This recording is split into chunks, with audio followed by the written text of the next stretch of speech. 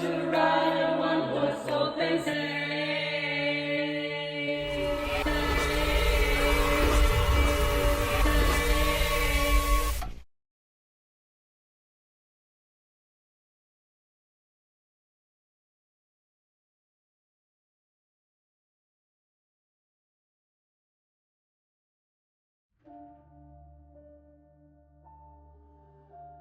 Before I begin, this incident happened about 2 years ago in my neighborhood. It's not the most terrifying story, but it's definitely one that will leave you feeling both upset and sad, mainly due to the crazy plot twist at the end. That being said, here it goes. It was Christmas Eve night, and I was a senior in high school at the time. My family always did our usual tradition of having our extended family over for the holidays, just how most people would. This year, however, we decided to spice things up a bit and include activities we didn't normally do. My mom had planned for the entire family to go Christmas caroling this year. She wanted to keep the holiday tradition alive, as it's not too common these days. I was never really a fan of going to people's doors and singing, but it was my mother's wish and I couldn't go against it. After dinner, we had all split up into 2 groups and decided which group would go where. I was in the group with both my parents and cousins, meaning we'd take the front of the neighborhood while the others took the end. We started hitting houses left and right, with us singing pretty much every Christmas song in the book.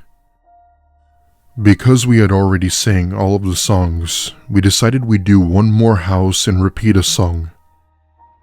We go up to a house with a single light on inside, so we had figured there had to be someone in there. We knock on the door and an elderly man greets us where we began to sing. I can't remember for sure, but I'm pretty sure we sang Jingle Bells. He seemed to enjoy it and even gave us a round of applause after the song, telling us that he loved it. After what felt like a long night, he thanks us for the cheerful moment, and with that, we start to head out and call it a night. Now, in order to understand what happened next, you need to know where I was. When we were singing, I had been in front of the group, so that meant I could hear whatever was going on inside the house. When we were walking back, I hear clear as day the scream of what sounded like a kid calling for help. We all then see this man look up the stairs and then practically slam the door on us while locking it. At this point, it's clear that we weren't supposed to hear that, and that's when my dad had called the police. We were all under the impression that whoever lived in that house had kidnapped a child and had been keeping it there for God knows how long. With my city being on the top of their game, the police had managed to arrive in a matter of minutes. We all just stand in the driveway of the house and see at least 4 police officers try and bust down the front door. It seemed as if the door had been barricaded, as it took them a good few minutes to finally get inside. I'd say within a minute, they came out with a man in handcuffs who had began to resist his arrest. This resulted in one of the officers tasering the man until he was on the ground. I'll never forget those screams and cries I heard while he was being tasered. Turns out, this man had actually taken a child. He simply admitted to taking a young boy who had been on his way home from school the other week and had been with him since. However, before you say he had harmed the kid or had done something terrible, you're wrong. The man had instead took care of him and acted as a sort of father figure to the boy. The reason for this was because this man had been living alone for a very long time, as he had recently lost his granddaughter. This ultimately led to him becoming depressed and lonely and had decided to take someone's child to help him cope with his loneliness. It reminded him of his granddaughter and how he used to spend time with her. After knowing this, I had gotten mixed up with a feeling of disbelief, but also sadness. I'm not defending what he did at all, but the thought of losing a loved one is harder than some may think. The boy was thankfully reunited with his family that night, and the man was obviously thrown in jail. I'm not sure if he was ever released or not, but I'd like to think that he's getting the proper help he needs.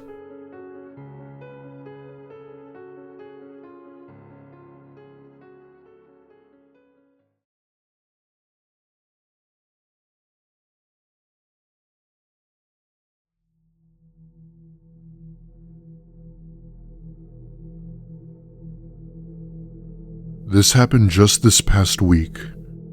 My best friend Kat and I are both in college and own a small business in a small town in New York.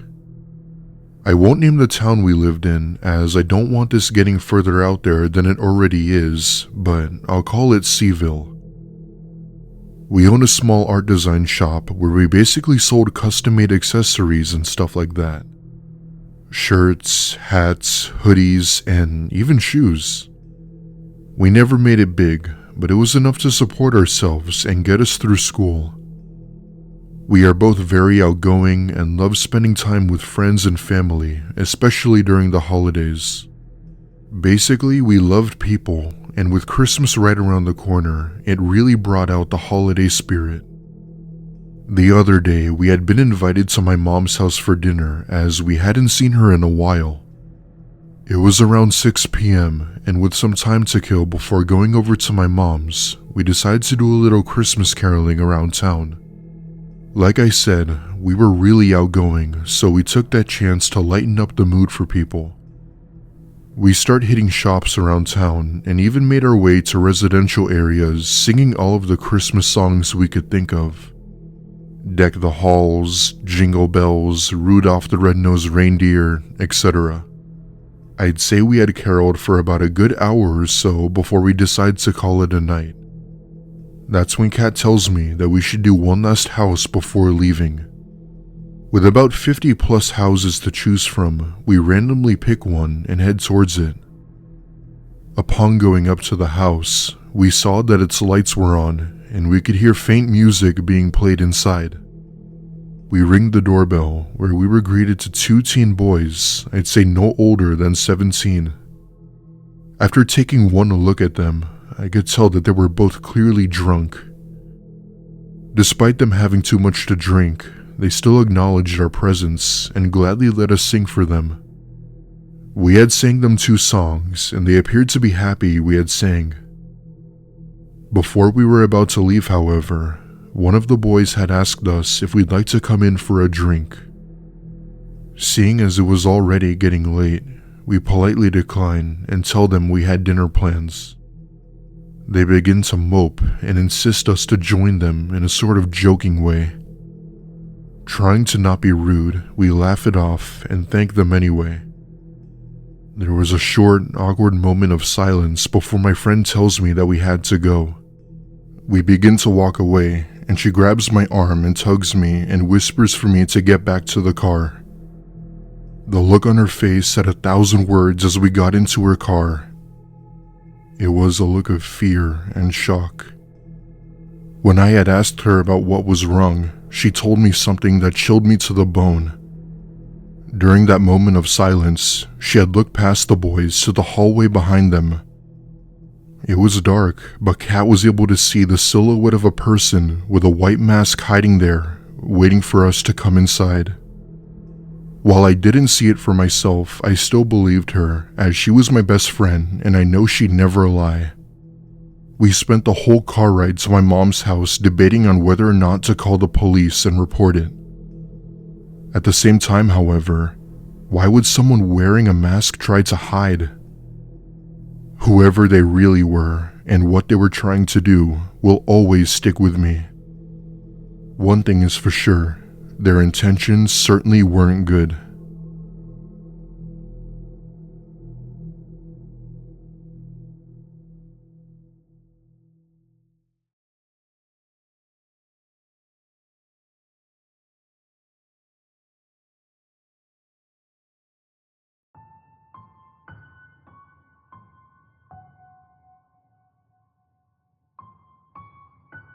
My name is Tori, and this happened just last week when I was babysitting my brother.